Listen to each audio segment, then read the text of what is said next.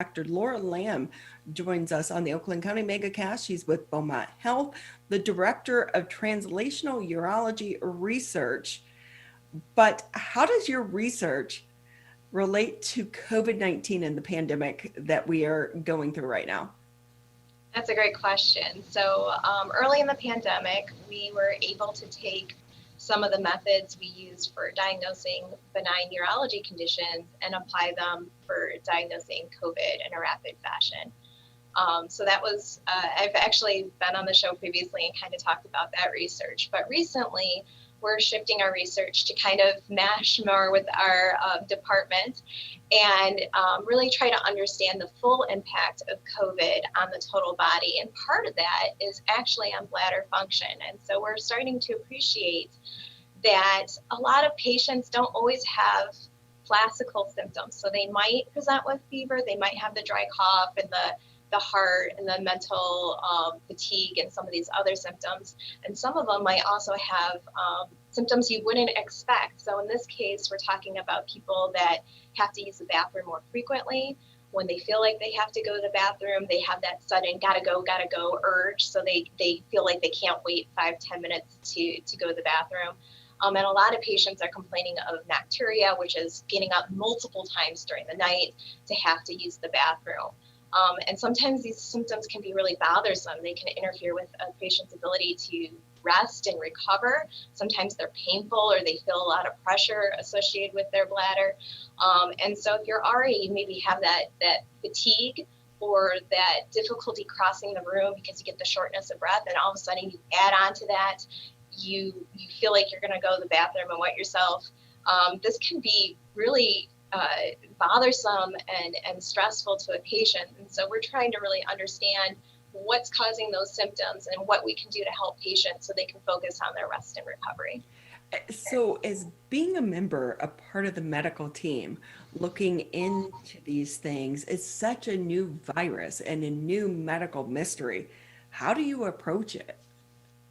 Yeah, so I'm really, really fortunate to work with some fantastic colleagues across departments. We routinely interact with infectious disease and pulmonary as well as people that are involved all across the clinical care spectrum. And because we not only interact with them on maybe this particular subject, but we also interact with them across different committees and stuff like that. When something important comes up and we have an idea, I can send off a quick email or a text to one of those clinical team members and get their feedback on, do they think this is something that might be happening? Do they see this? What do they see in the clinic? Maybe that's something that I can also provide insight on from my expertise.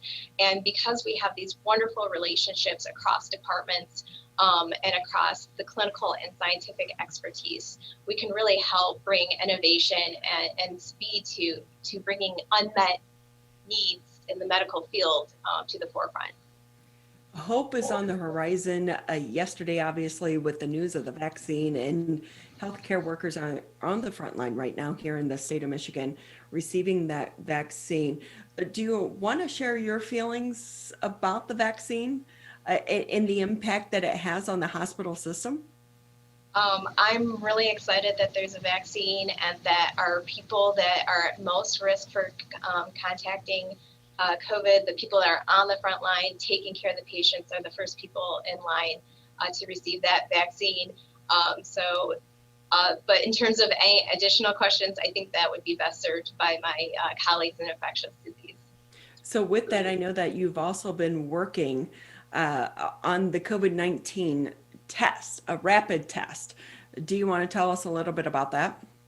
Yeah, so we were really fortunate back in February to develop a rapid test.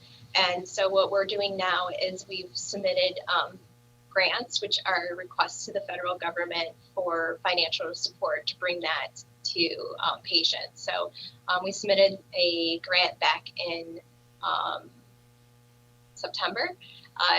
And we should be hearing back probably at the latest in February on whether or not it will be funded. So cross our fingers that this gets funded.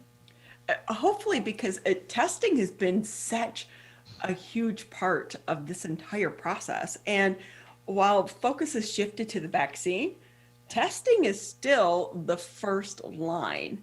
It's not going to go away. Yes, we're going to need testing. And so with that, what do you see the future of this? Because is this going to be something that we're already seeing some of these home tests come on the market?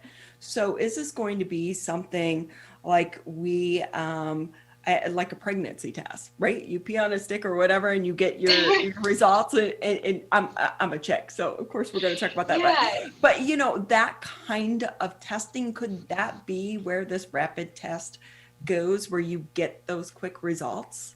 Yeah. So ideally, not only our team but other teams as well are working towards easy to use, simple tests, like you said, a pregnancy test, maybe not pee on a stick, but something similar, that you could do easily in your own home. Now, there are some challenges there because a lot of the times these type of medical tests, to have the sensitivity and specificity that we want to see, do require some training or background in terms of how to handle samples. So trying to simplify that process has its own unique challenges, but we do have confidence in the public that they can, step up to the plate and learn things if needed. So there's many people that are working on this. There's many brilliant people. And so hopefully at one point we will have some type of at-home test that has the sensitivity and accuracy that we're all hoping for.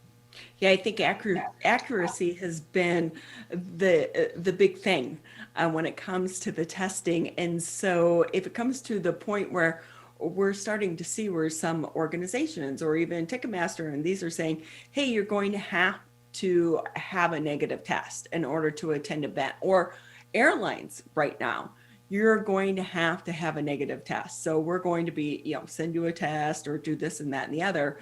Is this going to be a part of our future, do you think?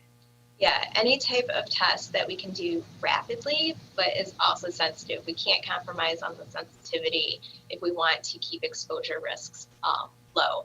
But yeah, if we want to make it so people feel comfortable traveling again, which I know I'm personally looking forward to, or attend large events, having a negative test, if that's what's being required, these type of methodologies will definitely be part of that solution. And I think everybody's looking forward to that. Dr. Laura Lamb with us here on the Oakland County MegaCast. She's with Beaumont Health. And looking at the testing, I think even with the vaccine, testing is going to continue to be one of the key components of this. How do you get up each and every day and approach this problem?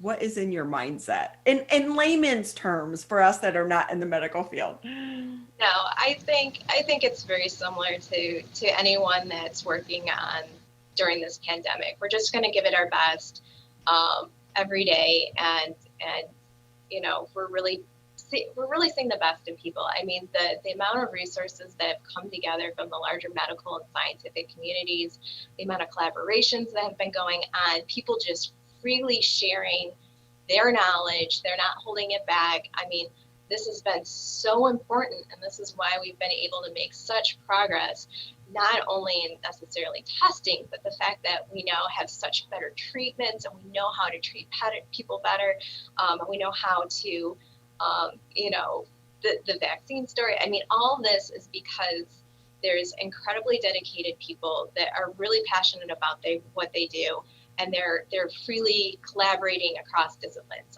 It has been a miracle. This has been a moment in scientific and medical research where we've come together as the global community. And I'm so proud of the global medical and scientific community for what they've been able to do in such a short time and not compromise on our standards. It's really amazing. Do you think outside of a pandemic, a global pandemic, you would ever see this? I mean, really, what was the conversation like before? No, we know this. No, it's my information. No, I'm not going to share it. And now, for everyone to be coming together, it's collective minds being a part of this solution.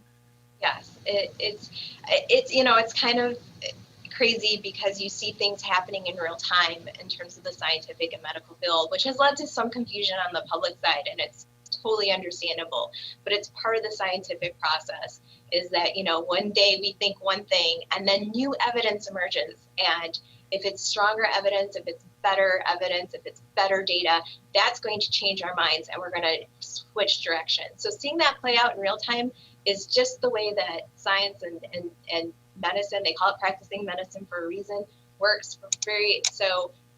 But seeing this all happen is really encouraging, and we're hoping that, these type of trends continue past this pandemic. Yeah, and think about that because, cancer is a global issue. There are so many health issues that impact us globally. So do you think coming out of this pandemic, this could spill over to help try to solve some of these other medical mysteries as well?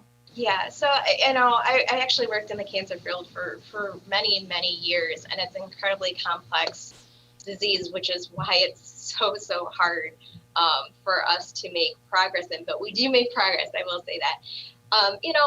Before the pandemic, people did work together, I will say that. But it has been astounding how many resources became available during this pandemic. So I don't want to give the impression that people didn't work together beforehand. That's certainly not true. But especially the cross-disciplinary work has been remarkable. And also just, I think everybody's experienced these shifts in like working from home or even like these virtual conferences. And, early in the pandemic, they just canceled a lot of the scientific conferences that we traditionally have, and now they're moving to these all virtual formats. And so, next month, I'm giving a talk in Germany and Ireland, and I don't have to leave my office. So, and I get to hear those world experts too, and their thoughts and their ideas and their data. And so because of all these things happening, we're really able to accelerate, our innovation and new discoveries. So with that, again, going back to kind of the testing that you are working on, time frame that I'm sorry? do you have a Oh, the time frame that this could be available to the public? Because, we want everything yesterday. I know, and I feel that way too.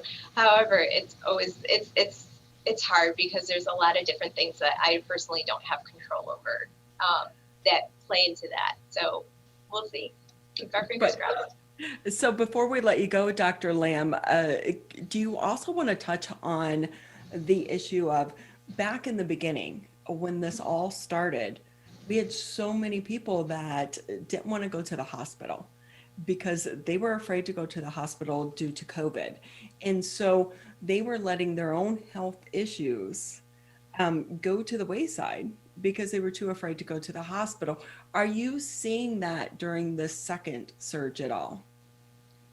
I think that anytime we see the news lines that are out there in terms of COVID or even during the regular flu season, to be quite honest, it is scary. And I really want people to be aware that Beaumont, as well as the other health systems, are really taking care to make sure it's safe to come in for your routine care. So people shouldn't be delaying their routine care.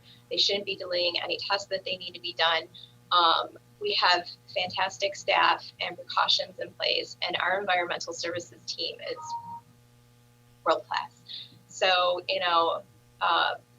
don't be afraid to come in and get your non-COVID cares taken care of. Those are important. They're important to your health, and people deserve to take care of themselves. So I would encourage people to still get their routine care. Very much. So Dr. Laura Lamb, thank you so much for your time. We know you're a busy person, and we wish you the best of luck on your research and the grant as well.